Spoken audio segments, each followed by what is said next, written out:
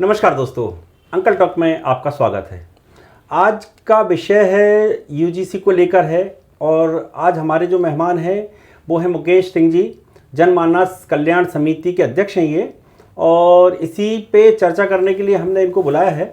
तो यूजीसी को लेकर आज पूरे देश में एक माहौल, ऐसा तनाव वाली स्थिति दिखाई दे रही है जहां स्वर्ण पक्ष अपनी बात को रख रहा है, वहीं जो पीड़ित पक्ष कहें या अपोजिशन कहें या ये ओबीसी और जिन कास्ट को जोड़ा गया है उसमें सुविधा मिल रही है उनकी बात करें तो वो उनका एक अलग तरह का विरोध सामने आ रहा है। तो कुल मिला के यदि हम कहें तो देश के अंदर जो स्थिति है वो मानव कल्याण के लिए बहुत अच्छी हम नहीं कह सकते हैं। इसी विषय पर बात करने के लिए मुकेश जी आपका बहुत बहुत स्वागत है अंकल टॉक में। बहुत धन्यवाद।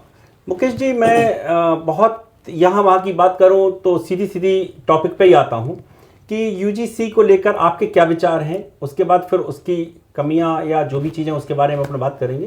तो यूजीसी के बारे में थोड़ा सा बताएं कि आपके क्या विचार हैं सर। यूजीसी जो भी कानून भारत सरकार द्वारा लाया गया 13 जनवरी को, सर विदित है, मीडिया इसको दिखा भी रहा है, सोशल मीडिया सारे मीडिया जी। अभी मुझे नहीं लगता कि ऐसे कानूनी की आवश्यकता इस देश को थी। एक और तो हम ये दावा कर रहे हैं कि हम तीसरी या बड़ी अर्थव्यवस्था बन रहे हैं जी जी विश्व में, और जब हम इतने आगे जा रहे हैं फिर हम जातिगत भेदभाव को उलझाने वाली चीज़ें भी कर रहे हैं। अगर मेरा अपना व्यक्तिगत मानना यह है कि यूजीसी को लेकर शायद सरकार ज़्यादा जल्दीबाजी में थी, इतनी जल्दीबाजी की आवश्यकता थी नहीं। बताया यह गया कि कोर्ट का आदेश है, सुप्रीम कोर्ट ने इसमें कहा। कुछ लोगों ने खुदकुशी की, जिसमें से रोहित वेमुला आपने सुना होगा जब आप देखेंगे तो। जी जी। उसको ये बताया गया कि वो जातिगत द्वेष के शिकार हुए। जी। यदि निस्संदेह भारत जैसे आज़ाद देश में अगर आज भी ऐसी घटनाएं हो रही तो हम सबके लिए शर्मिंदगी का विषय है। कोई एक जातवाद का नहीं हो सकता है। जी जी। अगर ऐसा किसी को भी प्रताड़ित किया जाता है जाति वर्ग को भेद को लेके तो वो निस्संदेह बहुत दुखद है और उस पर तो कार्रवाई होना चाहिए और दंडित होना चाहिए। बिल्कुल सही बात। और दंड भी ऐसा दिया जाए कि वो नजीर बन जाए तो दोबारा कोई करे ना। कानून का बहुतायत हम लोग दुरुपयोग देखा है हमने। मुद्दे की बात ये थी कि क्या 1 या 2 या 4 प्रकरणों को लेके इतना बड़ा कानून एकदम से थोपा जा सकता था बिना पूरी तैयारी के? आप इस कानून को अगर लाए हो तो क्या इसका आपने जो अपने को एक विवेचना होती वो अपन ने की? मुझे नहीं लगता नहीं की। अब आता है कि विरोध क्यों हो रहा है। जैसे इसमें ओबीसी को अभी शामिल कर लिया गया, इससे पहले ओबीसी शामिल नहीं था। अब अगर ओबीसी को आपने इसमें शामिल किया तो ओबीसी वर्ग की बहुत से समाजों की शादियां, जिसको अपन बेटी व्यवहार बोले, वो सामान्य समाज में होती हैं। तो पहले आपने उसको काटा। अब जब ओबीसी को भी आपने इसमें कर लिया तो एक हिसाब से आप। मुकेश जी, मैं इसमें बीच में आपको एक टोकूं, मतलब ये जो पूरा जो चीज़ें हमें दिखाई दे रही हैं जी, मेन बात जो आपने कहा कि सरकार बहुत जल्दबाजी में थी, लेकिन कई दिनों से हम ये तमाशा देख रहे हैं देश के अंदर जी। कभी ओबीसी को भड़का दिया जाता है कि जिसकी जितनी संख्या ज़्यादा उसको उतना हिस्सा, जिसकी जितनी संख्या उसकी हिस्सेदारी। तो इस तरह की चीज़ें, तो ये तो मुझे ऐसा लग रहा है कि ये तो एक प्री प्लान्ड जो है ना, ये कहीं एक षड्यंत्र का है। तो ये षड्यंत्र है कि हमें आपस में ही लड़ा देना है। क्यों? कि जब तक हम लड़ेंगे नहीं तो हम वोट का जो प्रतिशत है वो कहाँ किसको कैसे डाइवर्ट करना है, तो कहीं डाइवर्ट, मतलब ऐसा। बिल्कुल ठीक है प्रदीप जी, मेरा ऐसा मानना है कि जो जातिगत लेके कुछ पार्टियां केवल जाति के आधार पर बनी, अगर हम विश्लेषण करेंगे तो भारत में 2 बड़ी पार्टियां थी। उसके बाद जो छोटी छोटी क्षेत्रीय दलों का निर्माण हुआ वो जाति को लेके हुआ, जाति बेस्ड पार्टियां बनी, कास्ट वाइज जैसे बोले, और उन्होंने उसकी राजनीति की। ठीक बात है। लेकिन आज़ादी को आज हम 77वां अभी हमने गणतंत्र दिवस मनाया है, कुछ चंद दिन पहले, चंद घंटे बोले तो ज़्यादा बड़ी बात नहीं है। वहाँ आज भी हम जाति की बात कर रहे हैं। अभी हम जाति को मिलाने की बात कर रहे थे, बड़े बड़े आयोजन हम कर रहे थे कि बटेंगे तो कटेंगे। एक तरफ वही बात है कि एक तरफ सारी आप चीजें नारे दे रहे हैं कि बटेंगे तो सबको एक मंच पे आना चाहिए, सारे सनातनी एक हैं, सारे हिंदू एक हैं, ये भेदभाव मिटाना चाहिए, समरसता जैसे। नहीं, मैं ये बात, मतलब मेरे को ये लग रहा है ये आखिर ये क्या चीज है कि एक तरफ आप कहते हैं कि बटोगे तो कटोगे, है ना, और दूसरी तरफ आप खुद ही सरकार, देखो सरकार बहुत बड़ी चीज होती है, है ना, और वो एक ऐसा ओबीसी से बात करो उसे पता नहीं है ना, और जब वो बात होती है तो जब चीजें सामने आ जाती हैं तो विरोध होने लगता है। तो निश्चित है कि कोई ना कोई सब अपने अपने हित के लिए देखते हैं, तो एक द्वेष वाली स्थिति तो खड़ी होती है। प्रदीप जी, इस देश में राजनीतिक दलों के अपने अपने हित हैं और अपने अपने हितों के हिसाब से वर्षों से लड़ाया जाता रहा है आज़ादी के बाद से। ठीक बात है। एक छोटी सी घटना मैं करूंगा, लेकिन आज़ाद भारत में जातिगत विदेश को लेके अगर सबसे बड़ा कोई राज्य प्रभावित रहा तो वो था बिहार। बिल्कुल ठीक बात है। 70 से 80 के दशक में बिहार में जो जातिगत भेदभाव विदेश फैला, उसने खून की ऐसी नदियां बहाई कि शायद आज़ाद भारत में ऐसा किसी प्रदेशों में नहीं देखा। अगर सारे प्रदेश मिला देंगे तो बिहार अकेला उनसे आगे निकल जाएगा। इतने वहाँ पर अगड़े और पिछड़ों के बीच विवाद पैदा करके हत्याएं हुई। हाँ।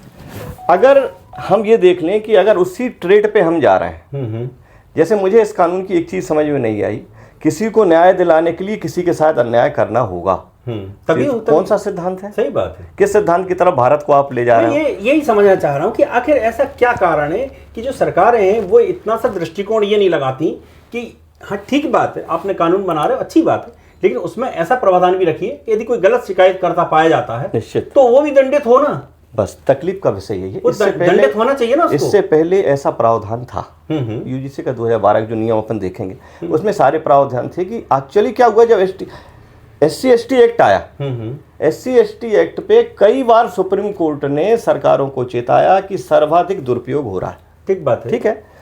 राजस्थान सरकार में पुलिस ने राजस्थान हाई कोर्ट को बताया कि 40% ST/SC के जो केस एक्ट लगाए गए हैं वो फर्जी हैं, फर्जी पाए गए। 9000 से ऊपर मुकदमे फर्जी पाए गए। बार बार सुप्रीम कोर्ट इस बात को कह रहा है और सुप्रीम कोर्ट ने 2018 के एक उसमें कहा, याचिका जब प्रस्तुत की गई कि ये जो वाकई इसके द्वारा लोगों का शोषण किया जा रहा है तो इस पर सरकार पुनर्विचार करे, FIR जब करे, जब तक एक सक्षम अधिकारी उसकी जांच न करे तब तक FIR न की जाए। बिल्कुल ठीक बात। लेकिन हुआ क्या कि इसका सामान्य वर्ग ने धन्यवाद नहीं दिया। बहुत सामान्य वर्ग के साथ एक दिक्कत यह है कि सामान्य वर्ग हमेशा सामान्य रहता है, लेकिन सरकारें भूल जाती हैं कि सामान्य वर्ग अगर आसमान हो गया तो सिंहासन हिल जाएंगे, लेकिन वो कभी करता नहीं। तो उसमें क्या हुआ कि जो राजनीतिक दल थे जो केवल जातिगत राजनीति करते थे, उन्होंने इस मुद्दे को हवा दी। सरकार बैकफुट पे आई और सरकार ने कहा कि नहीं, अगर कोई ऐसी शिकायत पाई जाती है तो उस पर FIR होगी।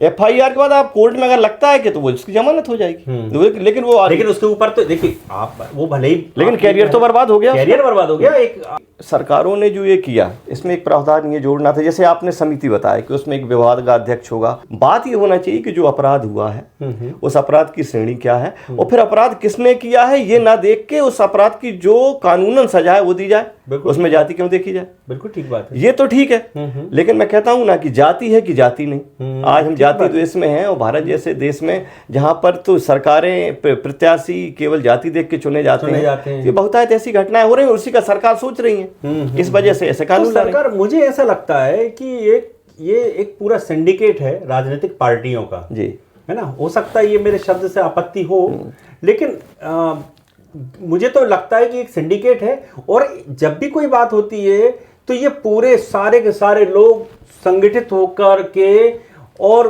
अपनी जो महत्वाकांक्षाएं वो पूरी करते हैं और इसके बाद आम जनता को क्या तकलीफ है उनसे उसे कोई लेना देना नहीं दिखाई देता है और इसके साथ साथ सब साइलेंट होकर बैठ जाते हैं। इस मुद्दे पर भी यदि हम बात करें, हम या जितने भी लोग हैं, आज ये पॉडकास्ट करना पड़ रहा है यूजीसी को लेके, शायद मैं नहीं करना चाह रहा था, लेकिन मजबूरी ये है कि मेरे ऊपर भी कमेंट्स आ रहे हैं कि भाई आप यूजीसी पे पॉडकास्ट कीजिए। तो बात ये है कि ये लोग, हम भाजपा को तो दोषी मान रहे हैं, प्रधानमंत्री जी के जितने अभी तक के किए हुए कामों को हमने सबने 2 मिनट में उनको नकार दिया है, उनकी उपलब्धियों को भी नकार दिया है और सीधा सीधा हम ब्लेम उन पे लगा रहे हैं, है ना। लेकिन दिक्कत ये है कि बाकी जितनी पार्टियां वो सब उस मीटिंग में शामिल थी, जब ये प्रस्ताव बिल बन रहा था उसमें सभी लोग शामिल थे। उसकी तो अध्यक्षता दिग्विजय सिंह है। अब आप बताइए, और दोषी कौन हो रहा है? मोदी जी को कर रहे हैं हम दोषी।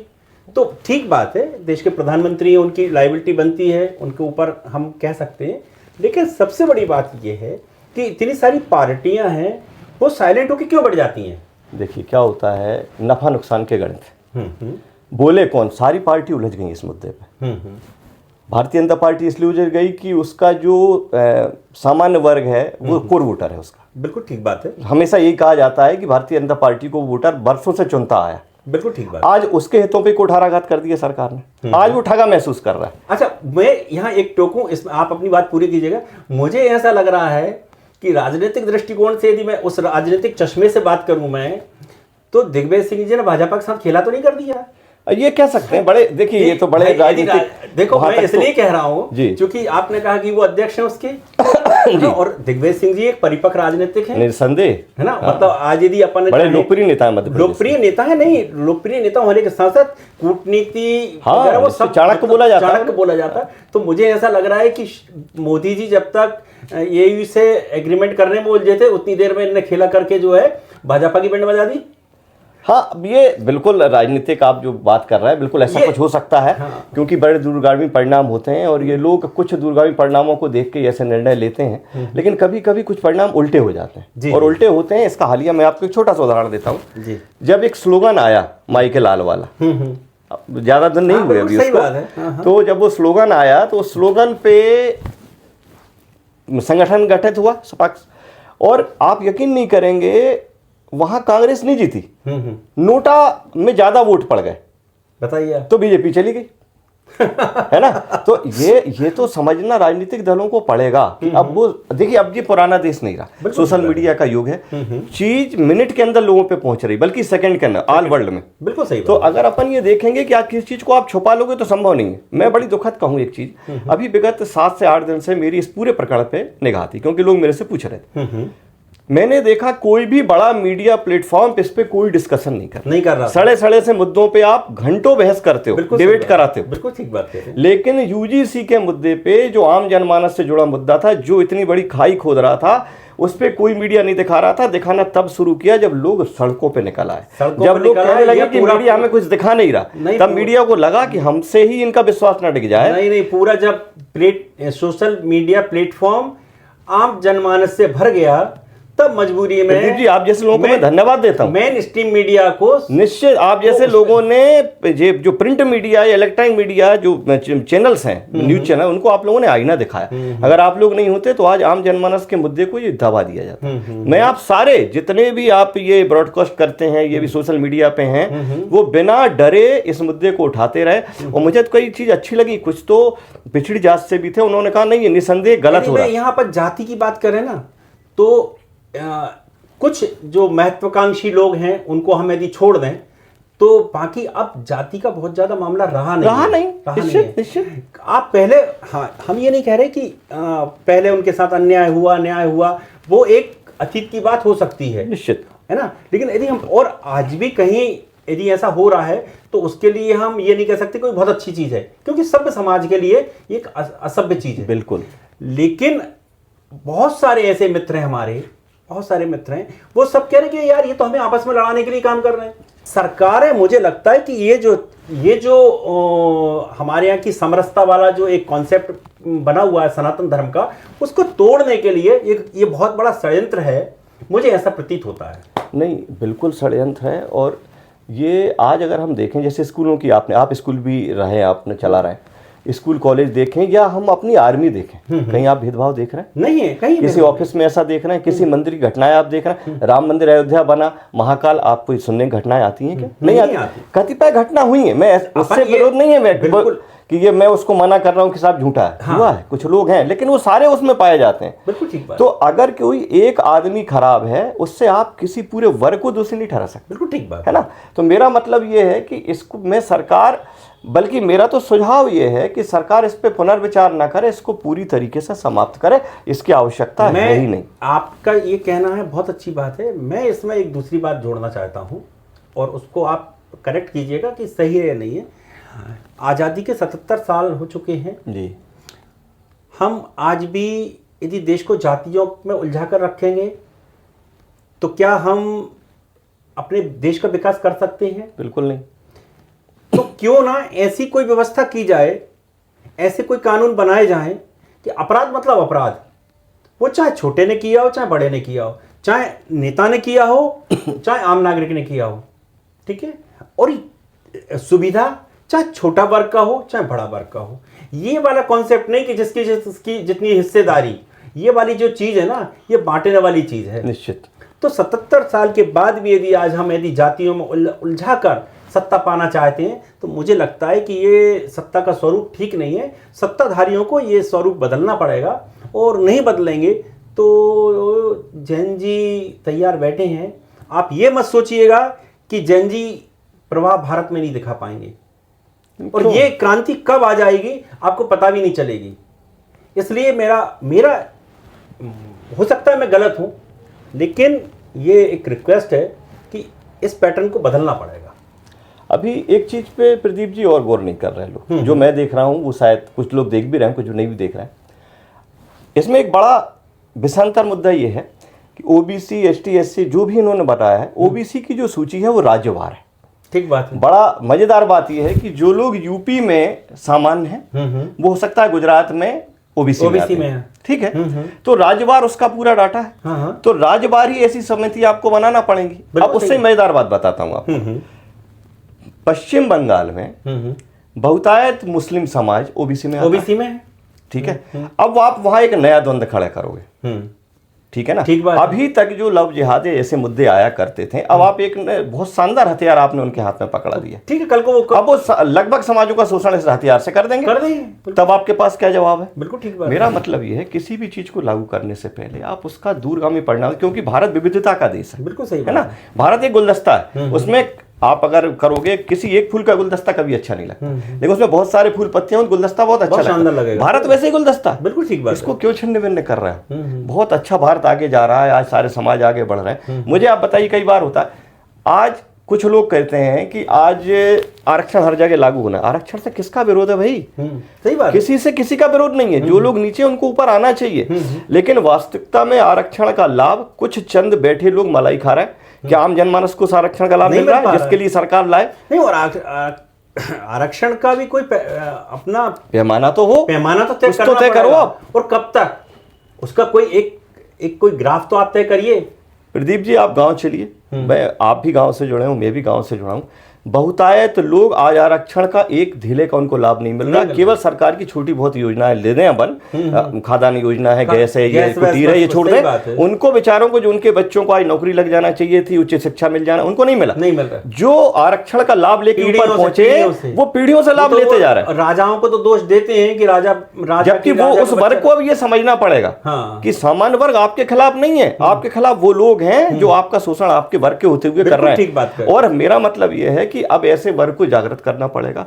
आरक्षण का पक्षधर मैं इसलिए हूं, कुछ लोग जो शोषित हैं, वंचित हैं, उनको मिलना चाहिए, और वो हमारे बराबरी में आना चाहिए। हमारा देश के हमारे भाई हैं। बिल्कुल ठीक। तो हम उनके, ये जो आज सामान्य समाज वर्ग अगर विरोध कर रहा है, तो इनका विरोध नहीं है, ये विरोध नियमों का है कि आपके हमारे बीच खाई पैदा कर रहा है। हमारे बारे में उनको बार बार बताया जा रहा है कि नहीं, यही शोषण करते हैं, वर्षों से यही कर रहे हैं। देखिए, मैं आपको चूंकि आपने ये बात छेड़ी है, इसलिए मैं आपसे इसको और करेक्ट कर देता हूँ।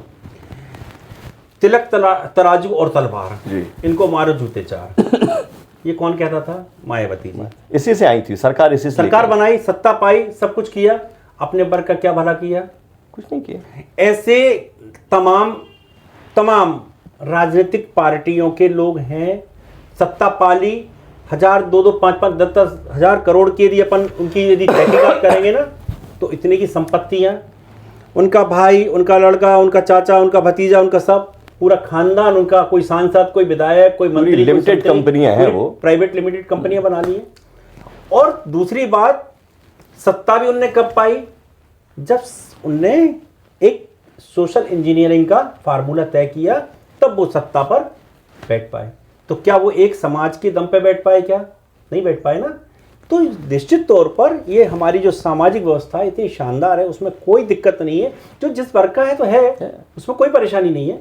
और जिसको सुविधा मिलना चाहिए तो मिलना चाहिए, मिलना भी चाहिए। जीवन स्तर सुधरना चाहिए तो सुधरना चाहिए उसका, बिल्कुल, है ना। लेकिन जो ले चुका है, भैया तू अपने वाले का तो सुधार कर दे भाई। यदि आप ऊपर उठ गए हो तो आपसे आप ही समाज का जो नीचे का वर्ग है उसको तो लाओ ऊपर, उसको ऊपर करने का आपका क्या योगदान है? मेरा यही बार बार कहना है कि उसके लिए कोई काम वो लोग नहीं कर रहे, वो केवल खुद ही अपने परिवारों को मलाई खिलाते जा रहे हैं। उस वर्ग का जो नीचे बेचारा आदमी छूट गया वो तो बहुत पीछे छूट गया, पीछे छूटा हुआ, उसका तो कोई पूछ परख करने वाला है ही नहीं।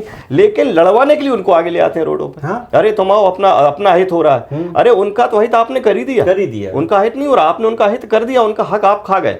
सामान्य वर्ग ने नहीं खाया उनका हक, सामान्य वर्ग तो खुले हृदय से दे रहा है। कुटीर मिली या और भी सुविधाएं मिली, किसने विरोध किया?